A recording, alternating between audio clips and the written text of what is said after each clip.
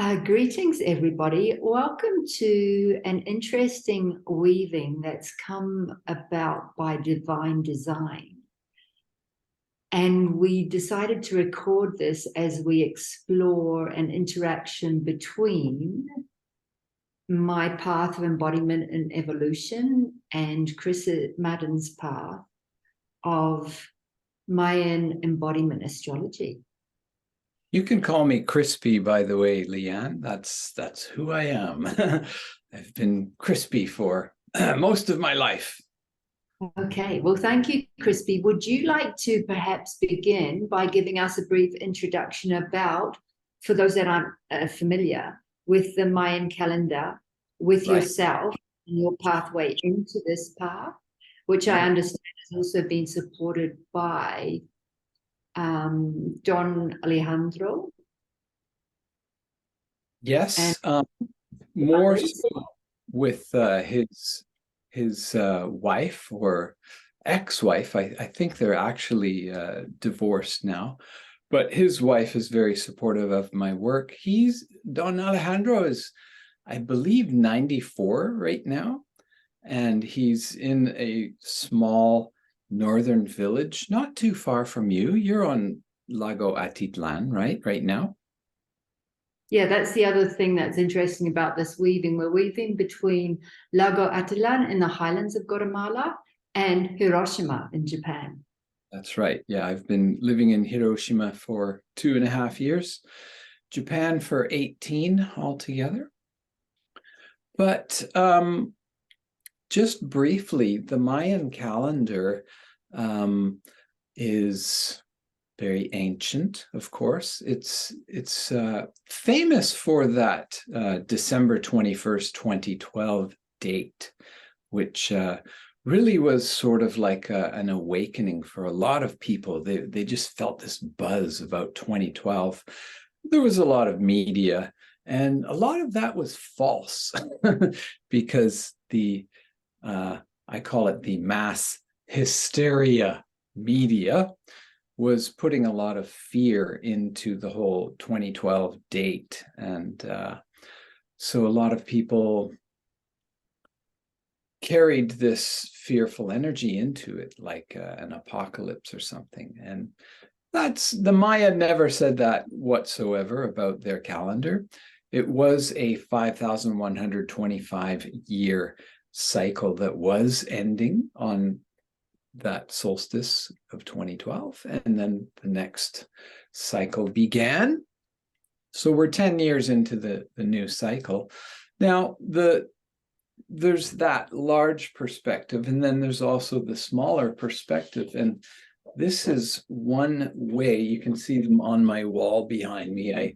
I love this display of the Mayan calendar. This is the basics of the Mayan calendar. It's 260 days. And this is the grid form. So each one of these is a day, okay? So this is day 1, 2, 3, 4. And there's down to 13. So 2 bars and 3 dots is 13. If I had 3 hands, I could show you easily, but it's also very physical. And one of the reasons I love displaying it in this fashion is because 260 days is woven into the human body because we have 20, humans have 20 fingers and toes, and that's what these glyphs represent, the 20 fingers and toes. And Don Alejandro, Tata Alejandro, by the way, is very famous for telling us that our 10 toes are of the earth to receive earth energy, and our 10 fingers are of the heavens to receive heavenly energy. So the 20 fingers and toes are woven into the body, and the 13, here's another way to see the circular calendar. So starting with 1, 2, 3, 4, 5 is a bar, and then 6, 7, 8, 9, 10, 11, 12, 13 again. So the 13 is in the body with our major joints. And a lot of people never know this, but we have 6 major joints up. The neck is 7, and then ankle, knee, and hip. So we've got 13 and 20 in the human body, undeniably. And that's a little bit like this image. I see this as a person. We don't really know what these black days represent. It is a pattern that's on this grid form. And as you can see, it does make a repeating spiral DNA pattern. So the Mayan calendar, this, by the way, fractals out into that 5,125 year calendar that ended on December 21st, 2012. I think there are 6,300 of these in that 5,125 year, because this is 260 days, which is 9 months approximately. 9 lunar cycles is of 29 days is 9 times 29 is 261. So it's very close. The moon is a wonderful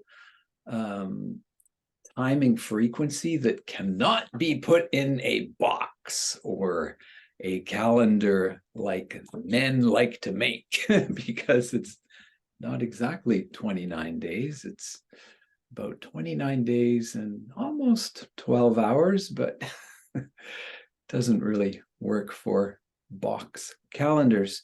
However, with the Mayan calendar, your birthday is on here. Every one of us is one of these little days. And I'm not sure if you had a good chance to look at the chart I made up for you, Leanne. Yeah, thank you. I find it fascinating because I've always been curious about astrology. Right. In many forms, be that geotish Sure. astrology, Western astrology, Mayan astrology. Yes. And I've always found resonance in all. Sure. Yet it was actually a dear brother that I met here in Atitlan in 2012 that gave me the glyph and tone of my actual birthday, rather than the dream spell calendar. And when he reflected this to me, I was like, that is me, who I am as a soul, and my walk as in service here on the planet. And and where there was resonance, it was like this one was true. Yeah. And it was like, wow. I was very curious. And my first question for you is, what inspired you to invite me to a reading? I just have to say right now, I love Facebook. Okay. Somehow I connected with you on Facebook. I saw somebody's post about something who was my friend, and then you made a comment, and I was like, I love that comment. So I commented on you, and then you commented back to me in a high vibration fashion, as you do. And so then I just said, I would like to offer you a Mayan embodiment reading. I love Facebook for that connectivity feature. So yeah, I don't remember who it was. It was actually on a mutual friend. It was on Casey's page, and Casey's a very beautiful soul sister who I've reconnected with quite recently. And it was interesting because that conversation was also exploring the cultivation of the etheric womb, regardless of the vehicle that we choose to be here, whether it's a male body or a female body. And this is really significant in man's embodiment and in man reclaiming their sovereignty is to cultivate this etheric womb that through which they may reconnect directly with the planetary body. Lovely, right. And that's something I'm just beginning in my life, is to connect with my own etheric womb. It's a concept that 5 years ago, I just would have not been able to grok, as it were, to understand. But part of my journey with Mayan embodiment is, as I showed you in your chart, I'll just show you here. This is the way I prepare a chart for a person, which is, again, based on the circular version of the calendar. And this is actually a vision that I received of my own birthday. I'm 7 Eagle. And you are 13 of dusk, as I call it. And dusk is in my chart here. And therefore, Eagle is in your chart. I believe Eagle was your future vision guide. Is that correct? I don't have your chart open here. Yes, that's correct. Yeah, right. So for me, I've been into the Mayan calendar since 1998. And it's interesting you mentioned the dream spell, because I was taught the dream spell in 1998. But they didn't call it the dream spell. They just said it's the Mayan calendar, which it's not, as I assume you know. So I was trying to learn the real Mayan calendar. And it's often taught using this grid to find your birthday on here and then to count back 9 days and count back 7 days for your past wisdom guide and for your divine masculine guide. And I found that to be, I would say, impossible to picture in my mind. I could not, in my mind, picture my birthday right here and then going up and going back. I have to cross a row to go back to here. It was just impossible. So I was sitting one day in meditation and I got, I would say, zapped or downloaded with this image. And this is the exact position of everyone inside the Wheel of 20. So what I came to understand is that these two positions represent the divine masculine and the divine feminine. And therefore, every human being has divine masculine as your right-hand man, your outer face, your yang energies. And every human being also has divine feminine energy. So I was in tune with that about 5 years ago when this download happened. And, since then I've been teaching it to as many people as I can. But it was only about a month ago, 3 weeks even, I did a session with a wonderful woman who's a seer, a psychic.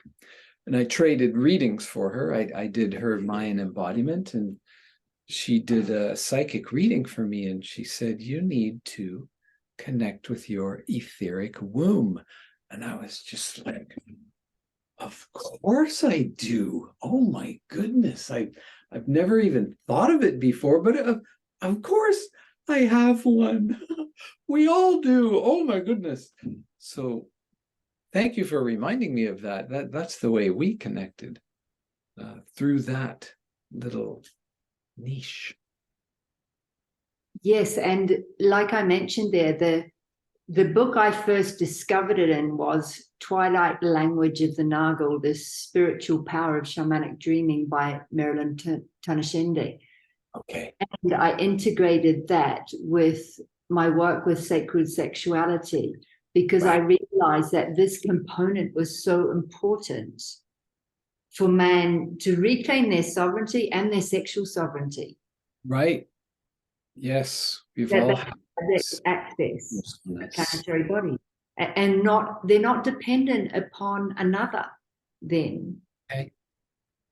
to reconnect with the planetary body. Okay. And it's actually really beautiful to witness man come into their power in that way. Right. And that's the most common feedback, was that I feel so empowered. Right. By having cultivated that etheric. Okay. And have you been teaching this to men? I spent about 5-6 years through navigating my way through the weird and wonderful and wild fields of Neo-Tantra. Right. And to fully understand how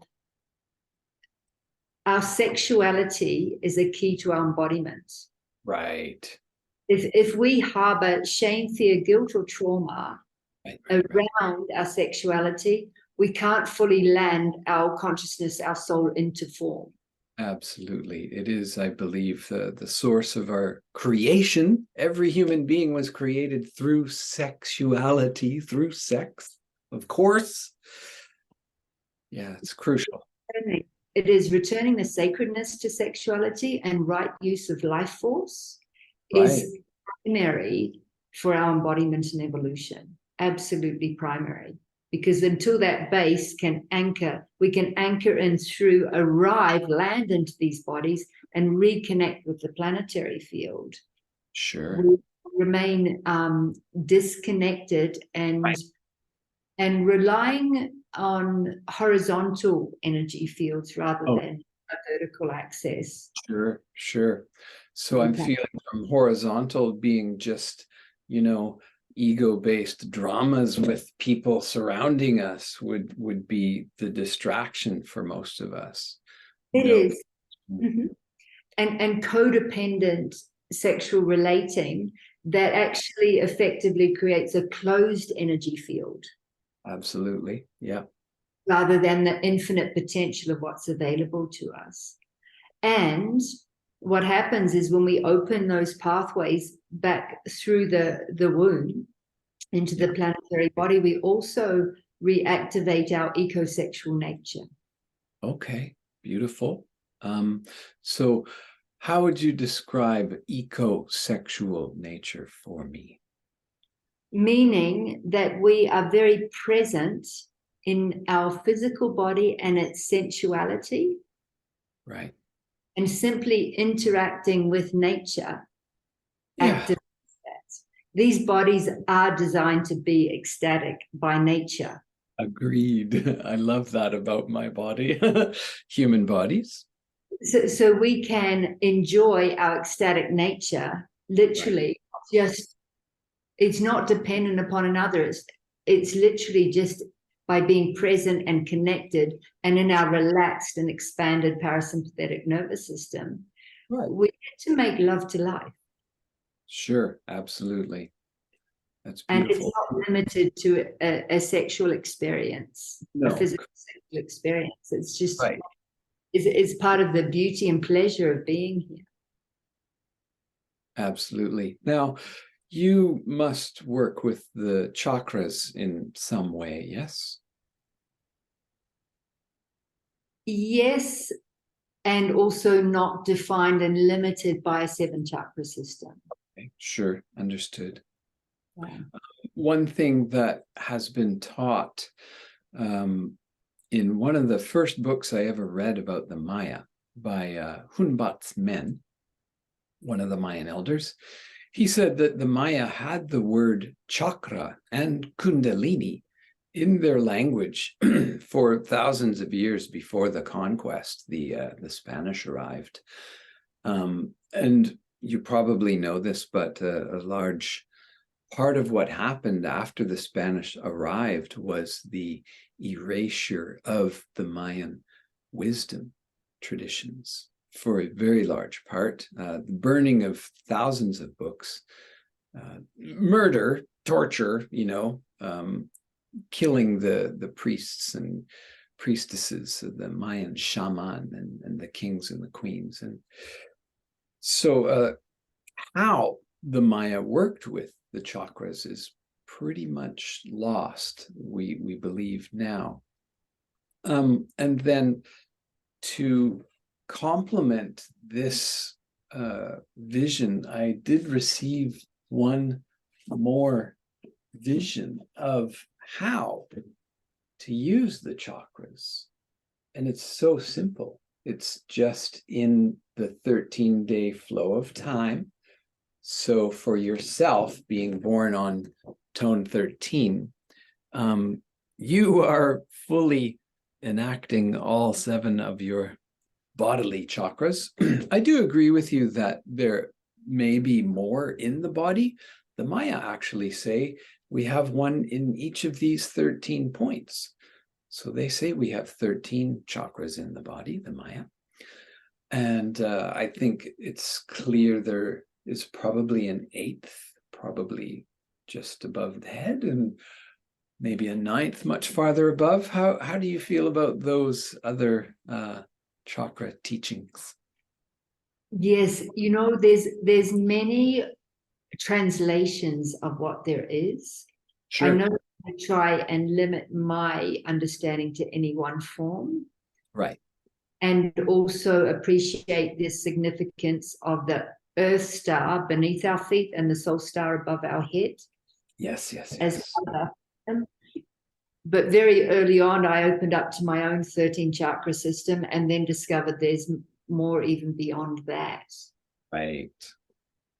And it's an important reference point during our path of embodiment and evolution, particularly at the beginning, to help understand our chakras, also known as wheels of light. Sure. And that's why I teach primarily the 7. They're an anchoring point. I don't say they are the be all and end all, but I think it's very useful. I also really think this image is simple. You know, the 13-day flow of time just keeps doing this, right? And so every tone 1 day is connected to the root chakra. Tone 7 is the crown chakra, and tone 13 is all 7 chakras.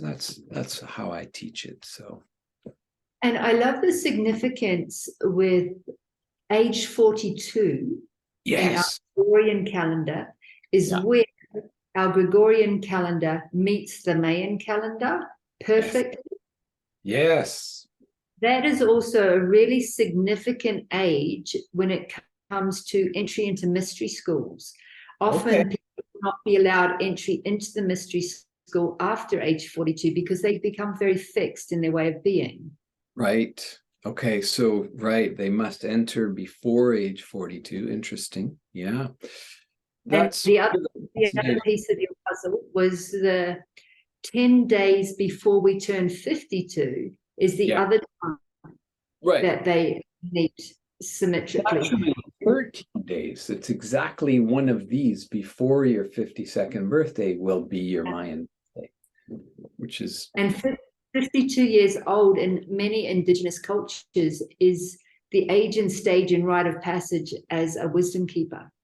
Right. Yeah. In the mind as well. Yeah. Yeah. So there's a lot of synchronicities woven into the system, of course, being based on DNA, as it were. And you know, we mentioned the other astrology systems.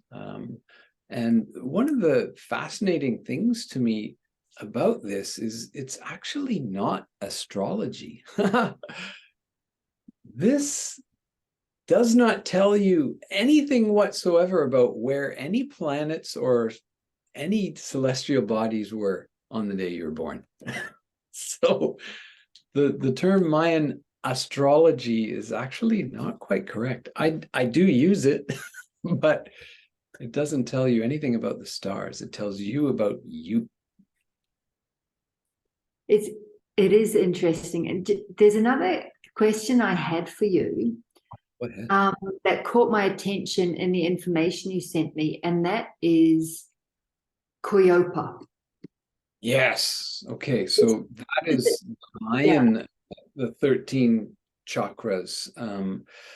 They're energetic. How can I describe it? Well, one of the translations for Koyopa is inner lightning.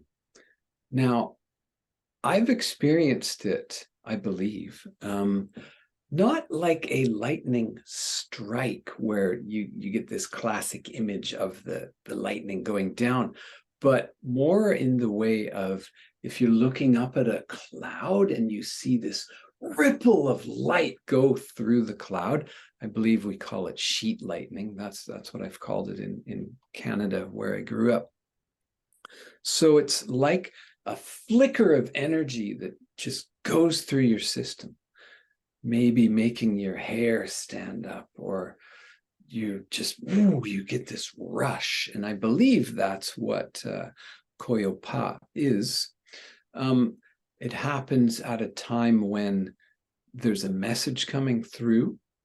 It might give you a message, or it might be you're reading something and then just, whoa, you get this yes, like, oh, and you feel it go through you. That's telling you that what you just read is extremely important, for example, or what you listened to or saw. So that's my understanding of Koyopa.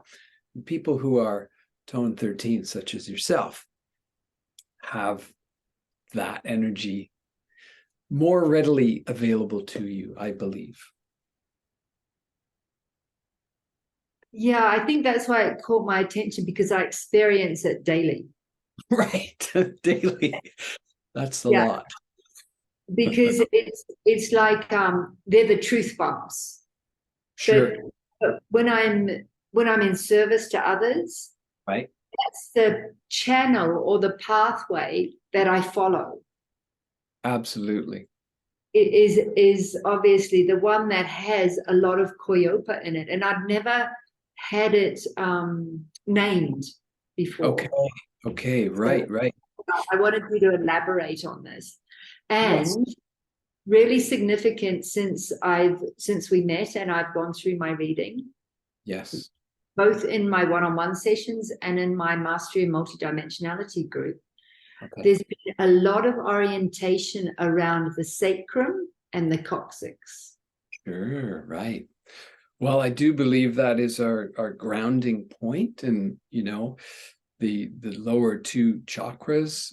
I'm not sure if you're familiar with much of the Pleiadian information, but they say specifically that the root chakra, more so for men, and the sacral chakra, more so for women, is our grounding point into the Gaian, the Sophian Gaian body. So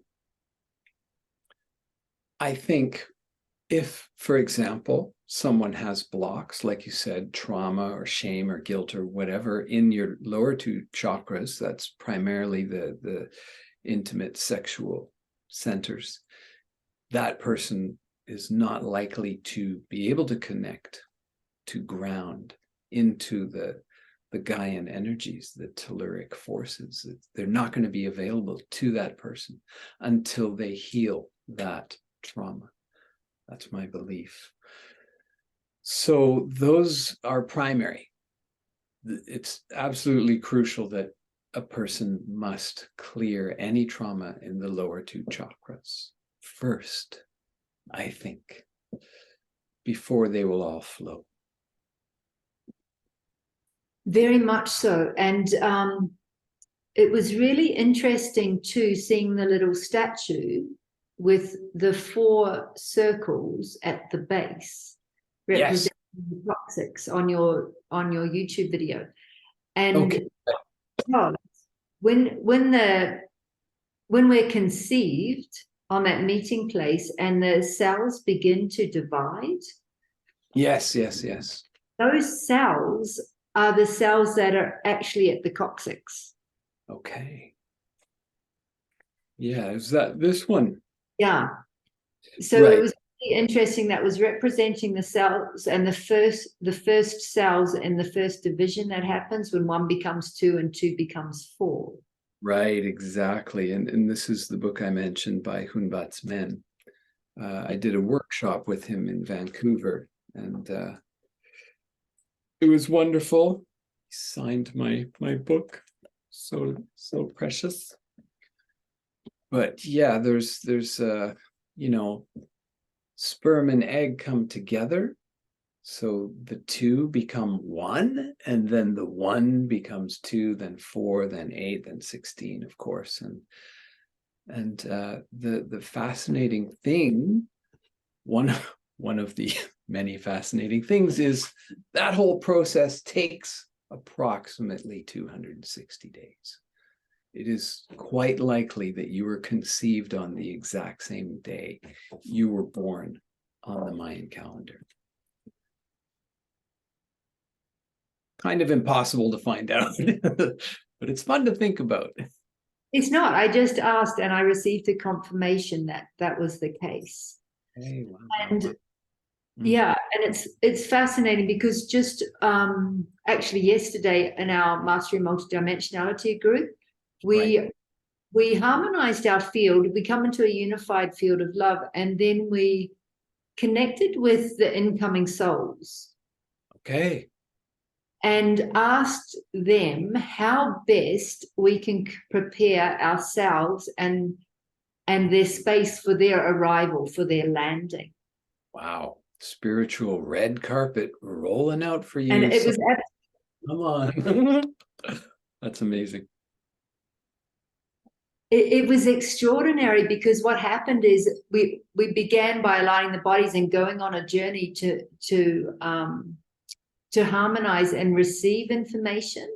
Okay. And literally the information that they gave us came in through in light packages, and it came through the crown, right, down through the spine, through the sacrum, and into the coccyx, into the cells of our conception. So we were receiving their direct information all the way through down to our first cells of creation. And it was as though it was rewriting our blueprints for us and for humanity to restore the purity and the potential that it is available to all of us now. Right. Well, I watched one of your videos in which you had mentioned that some of us in these older model vehicles, such as we drive, have had to do much more updates, clearing. But the souls coming through now, they're coming into a much higher vibration situation. Many of them, some of them still are choosing more challenges. But it feels to me like the souls you're connecting with your group are the high vibration souls coming back into human body. Some coming back and some entering for a first time. Wow, right. Yeah. And it's really extraordinary. Oh, indeed. In 2015, I was guided to work with women on all continents. Okay. And many of those women are now having children. Oh, lovely. Many of them are facilitators. They've done a lot of deep personal work. Right. And have chosen a path of conscious conception, maintaining that consciousness through utero and birth, and conscious parenting. And I bow deeply to them because they are offering the incoming souls a opportunity not to forget who they are. Absolutely. To start off with full awareness of the parents is crucial, and connecting with the child and telling them you chose us for this reason, these reasons. that's something that my wife and I did as much as we could. My son has a memory of seeing the two of us from above and choosing us. We were having a conversation and I made my wife laugh with some silly joke, and he said, yes, those two. So he has that memory, which is fascinating. And I think that's where we're at now in our development, is that awareness is expanding. I think some cultures kept that wisdom, especially all of the cultures that believe in reincarnation, first of all. So you grew up in New Zealand, is that correct? Yes, I was born and raised in Titai Tokerau, the tail of the whale, in the far northeast coast of Aotearoa. Oh, lovely. Okay. And did you have a lot of the Maori or spiritual traditions come through? It's interesting because, yes, I grew up on the Waitangi Marae. Right. And our play center was next door, and my mum would play housey there. So I grew up without separation between Maori and Pākehā. Lovely. And it was a shock to my system when I traveled and came back and saw racial disharmony that I never remembered when I was. Oh, interesting. Yeah. And I have so much gratitude for living in the marae and it being an integrated part of my culture and upbringing. Very grateful. Beautiful. And it's just thunder rolling around the lake as I say that. Oh, nice. Little extra assistance information. And just the other piece on the incoming souls, on the new arrivals, what's really beautiful is the parents that did it, honoring again the parents who did all the hard work to raise their frequency to meet the incoming souls. Right. And what's happening now is the incoming souls are literally coming into a unified field of love that their parents hold and re-informing the field and upgrading their parents. Right. Oh, sure. Yes. Right. That makes perfect sense. Wow. Wonderful. My two children are teenagers right now, and there's typical challenges. They're in grade 12 and grade 9, so next year's university and high school, and it's interesting. It's very rewarding and challenging, like I said, but there's a lot of love here in our family and support. And of course, my children, this is the 4 of our charts.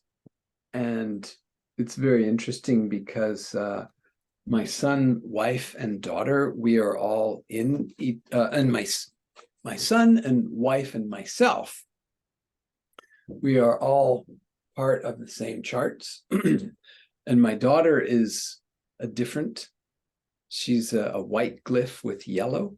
And my son and wife and myself are blue and red. So my daughter is very individualistic, and it's very true to life, of course. And she's a Libra as well. It's interesting. My little family, we are the 4 cardinal signs.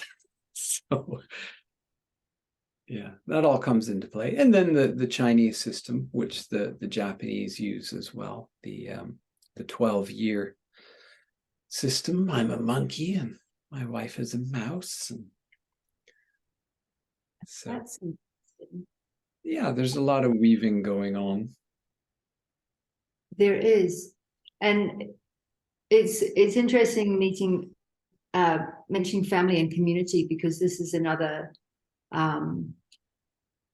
very important aspect for the ones that are arriving, is to arrive into community. Sure, right. Into the parents who have these connections, the social bonding, the spiritual, and physical and social, emotional bonding of community is so important. Yeah, and it was just a vital part of when we say how best we prepare, and that's like prepare the community that's in relationship with the earth. Right. Operate in a unified field of love and live from the parasympathetic nervous system. Lovely. Yeah, absolutely. Really, really important. Yeah. Well, of course, the Maya, they are all deeply connected to the earth and to their own calendar. So when a child is born on a certain day, everyone's like, oh, okay. So they all understand the potentials that are likely and possible. So there's a deep reinforcement when people around you know their Mayan birthdays as well, because they connect. It's really all about interconnection, I find. And the famous saying, in Lakesh alakin, I love that saying. I use it all the time.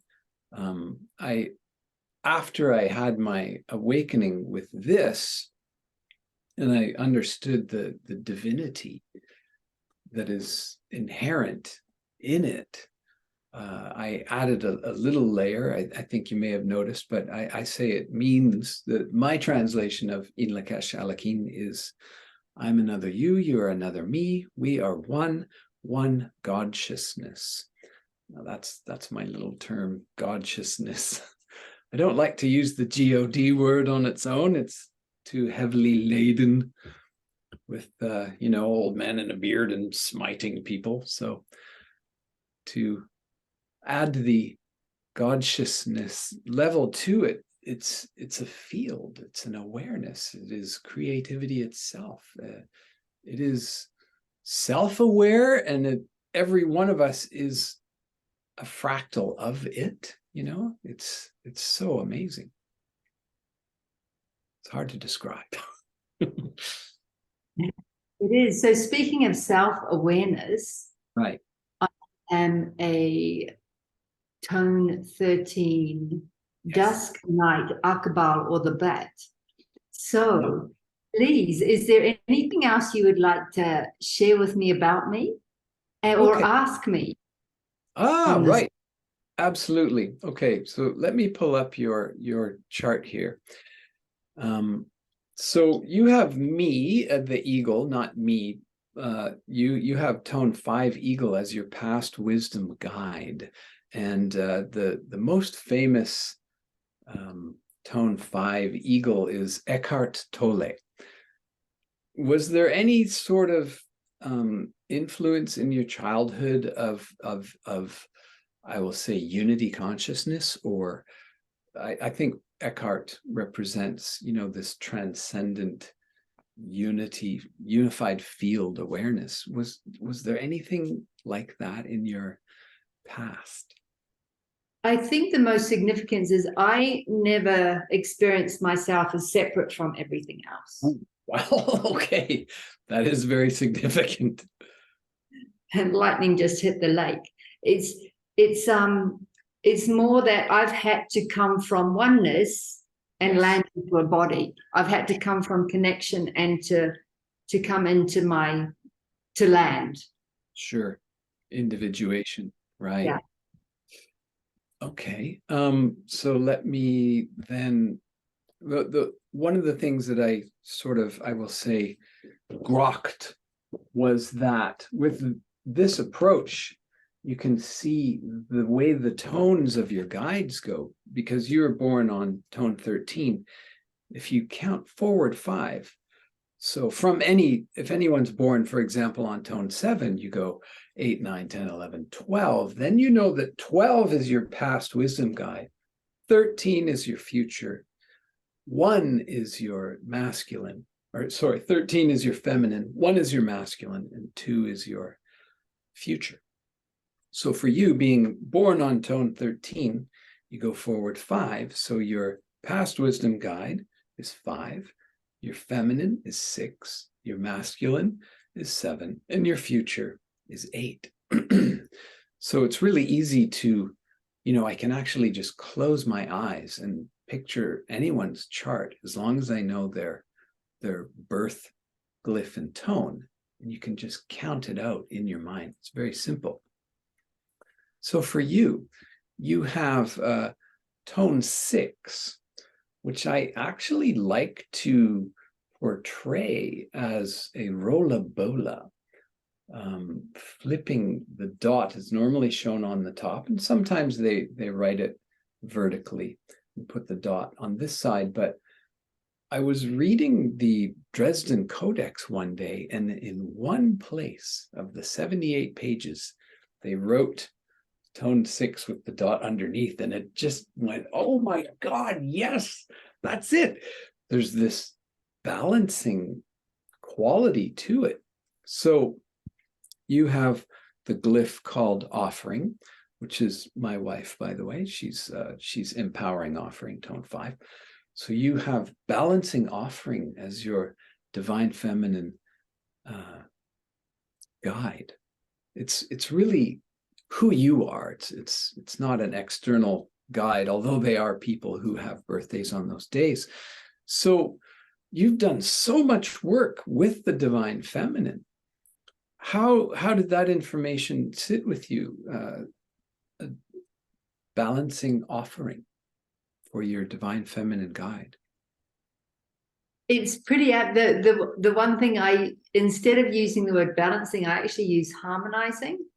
Okay. Someone asked me once, balance is static. Okay. We're in an environment that's constantly moving. So ideally, we need to come into harmony. Sure. Understood. And that's why I see the importance of picturing the rolla bola, because it's always moving. You have to be balanced, you have to be in flow. So I see that as useful that way. And one of the things I do for my clients, as you noticed, is I create these high vibration phrases for each of those positions. And for you, I came up with gratitude for a balanced family, karmic equilibrium, and then a flowing and stable altar for divine guidance is what came through for your divine feminine. And I was just as I was looking at it now, I was thinking a flowing yet stable altar. So to me, that represents anywhere you go, you can create this sacred space, whether it's a physical altar or not. You probably know this about the Mayan Shaman. They travel with what we would call, I'm forgetting the term, but they bring a portable altar with them wherever they go, so that they can make an altar in someone's home or out in nature. So I felt that energy come through for you, for your divine feminine. Was there any reflection on that? This global nomad does travel with her altar. Okay, of course. Good. Bundle, that's the word. They would carry their altar in a bundle and make them where needed. Now, what about the family for you? I know you are a global nomad, as it were. Where does a balanced family, and the phrase that came through was gratitude for a balanced family. Is your family global now? Are you? Right. Yes, I find myself extremely culturally fluid. And yes, I'm very grateful for my global family. Right, of course. So that's definitely part of your inner self, your divine femininity. And then to move across the heart chakra, as it were, into your divine masculine, that's tone 7. And Gaia is what I call that glyph. It's called Kaban in the Yucatecan pronunciation. So Tone 7, because it sits up here and also represents the spinal column. It's called reflecting. So reflecting Gaia is your divine masculine guide. In tone 7 to the Maya, they connect with the Pleiades, with the 7. They know there's the 7 sisters. And Gaia, of course, represents the sacred garden. And it's also, this glyph is fascinatingly called thought in some regions, which is truly amazing to me. Some areas, I think actually in Mexico City region, so what we call the Aztec, although they called themselves the Mixtec, they called it earthquake. They get a lot of earthquakes there. I'm not sure if you know that, but you've been to Teotihuacan, right? I was there for Lionsgate Right. recently. Very. My first time there, there was an earthquake, and it was my first earthquake I ever experienced, and I freaked out. The whole ground was doing this, and I just lost it in 1999.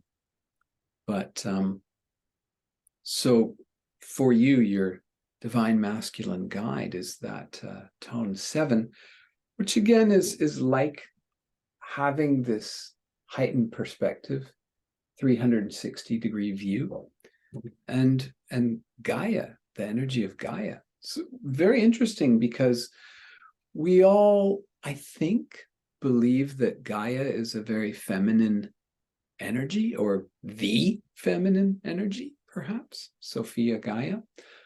And you have it right there in your masculine power. What's your reflection on that?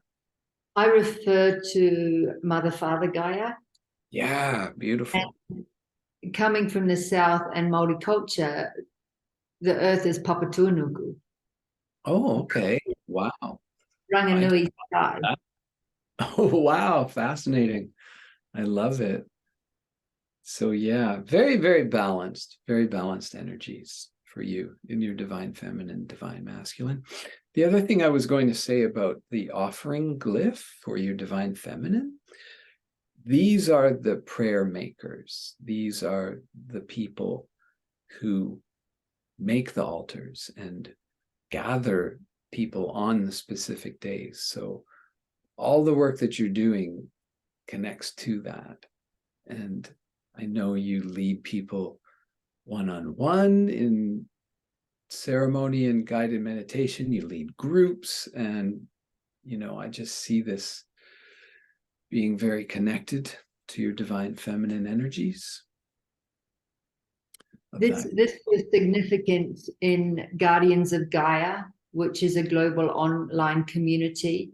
That when I was given the name, I tried to give it away. Oh, okay, interesting.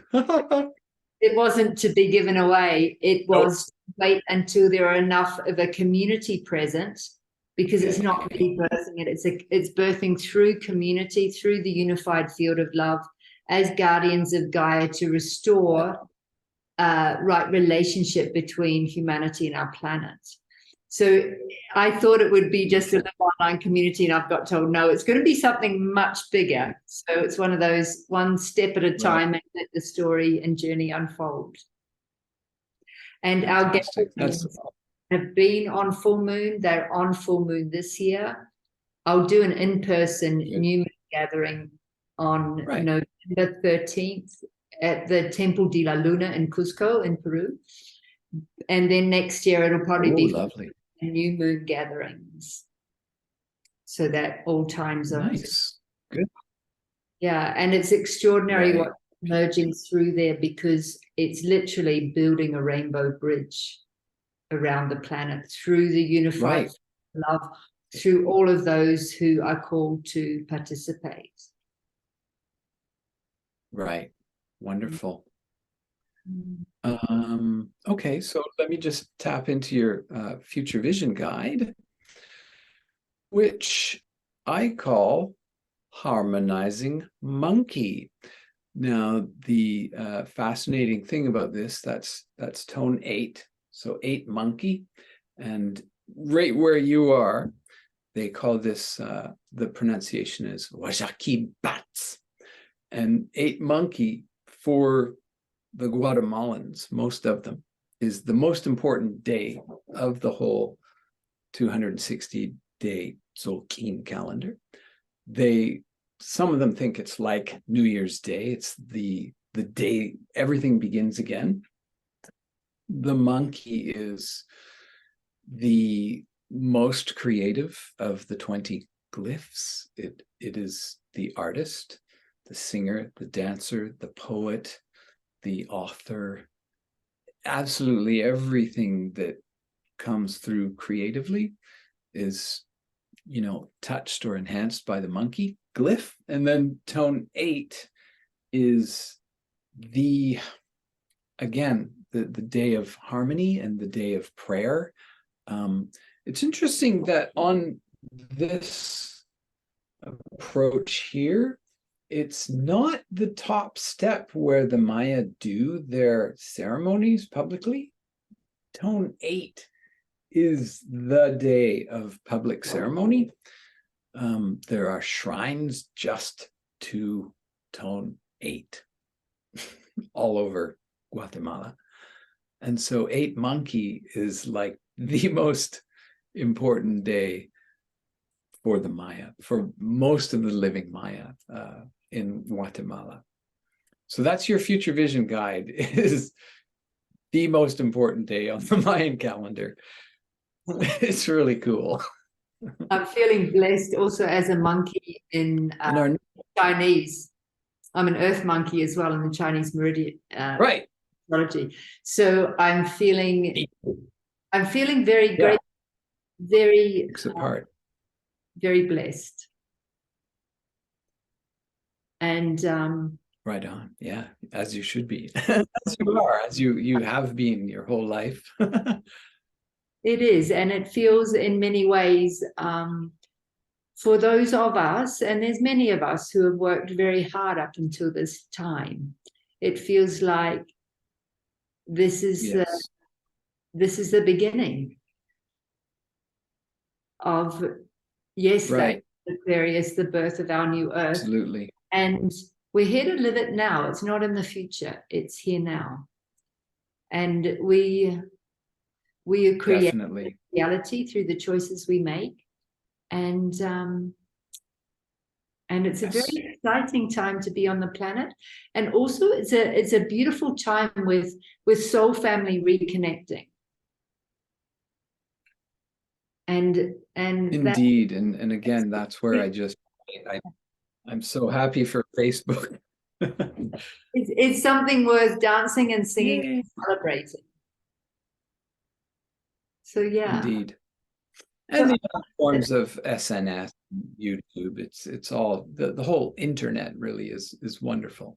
Yeah, a tool to be engaged with consciously can bring us many gifts, as it did this meeting. And I would like to thank you very much for this invitation. For being open to this meeting and for building this rainbow bridge between Lago Atitlan and Hiroshima. Yes, indeed. The bridge is here. I can feel it. It's glowing. And thank you. And please, if anybody would like to contact you, Crispy, what's the best way for them to contact you and research? Yes, I have a page on Facebook called Mayan Embodiment Astrology, and my YouTube channel is Mayan Embodiment Astrology. My email is mayan.embodiment.astrology.com, so it's pretty easy to remember. And and you have a website coming soon? I'm working on the website, and book and app is all being worked on. Yes, I don't know how soon is. How soon is now? That was a good song, but no. Yes, it is being worked on, and when the time is right, it will all be ready. Yeah, trusting that it will all be burst in divine timing. Yeah, that's it.